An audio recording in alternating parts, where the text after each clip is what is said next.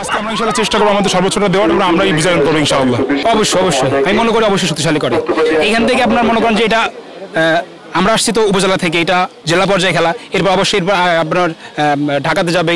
এখান থেকে আস্তে আস্তে আমাদের যে গ্রামাঞ্চলের প্লেয়ারগুলো আছে বা জেলা পর্যায়ের প্লেয়ারগুলো আছে এদের উন্নতি হবে এবং এরা আগামীতে আলো কিছু করতে পারবে ইনশাআল্লাহ। যুব ক্রীড়া মন্ত্রণালয়ের উদ্যোগে জেলা পর্যায়ে বঙ্গবন্ধু শেখ মুজিবুর রহমান আন্তঃকলেজ ফুটবল টুর্নামেন্ট 2024 আয়োজন করা হয়েছে। 64 জেলাতেই একইভাবে আয়োজন করা হয়েছে। তৃণমূল পর্যায় থেকে যদি আসলে এভাবে খেলাধুলার আয়োজন করা হয় তাহলে আমার মনে হয় যে প্রতিভা আরো বিকশিত হবে, কারণ অনেকেই থাকে যে আসলে আর্থিক অভাব বা দারিদ্রতার কারণে আসলে তৃণমূল পর্যায়ে মাঠ পর্যায় থেকে আসলে উপরে উঠতে পারে না। কিন্তু এইভাবে ছোট ছোট প্ল্যাটফর্মের মাধ্যমে যদি আমাদেরকে সুযোগ প্রদান করা হয়, মনে করি যে সারা দেশের মতো রাজবাড়ী জেলাতেও থেকে অনেক প্লেয়ার বের হবে। আসলে আমার মনে হয় যে জেলা বা উপজেলা পর্যায়ে আছে, কিন্তু এর নিচে যে আমাদের খেলার মতো পরিবেশ নেই। কিন্তু বাইরের দেশে দেখেন যে ওদের ছোট ছোট থেকেই ওরা মানে প্র্যাকটিসের সাথে থাকে, আর ওদের মাঠ আর গার্জিয়ান সবাই সবকিছু দিয়ে ওদের মানে পরিবেশটা অনেক আলাদা।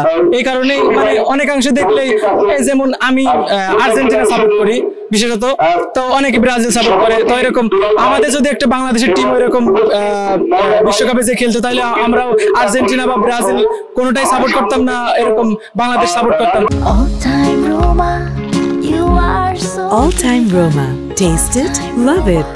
তবে আমি চাই যে এরকম টুর্নামেন্ট হোক, আর এর মাধ্যম দিয়ে আমাদেরও কিছু মেসি আসুক বা নেইমার আসুক, এমবাপ্পে আসুক, এরকম কোনো প্লেয়ার আসুক, আমরাও আর্জেন্টিনা ব্রাজিল বাদ দিয়ে এই বাংলাদেশকে সাপোর্ট করতে শুরু করি। আমাদের একটা উপজেলায় ইউনিয়ন ব্যাপী যদি একটা মাঠ থাকে তাহলে আমাদের ওইটা প্রত্যেকদিন প্র্যাকটিস করতে পারবো এবং ভালো খেলা খেলতে পারবো।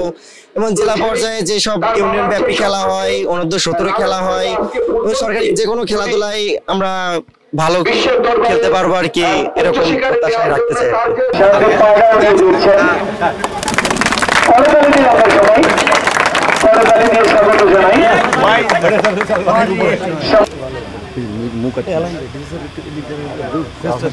আমার সোনা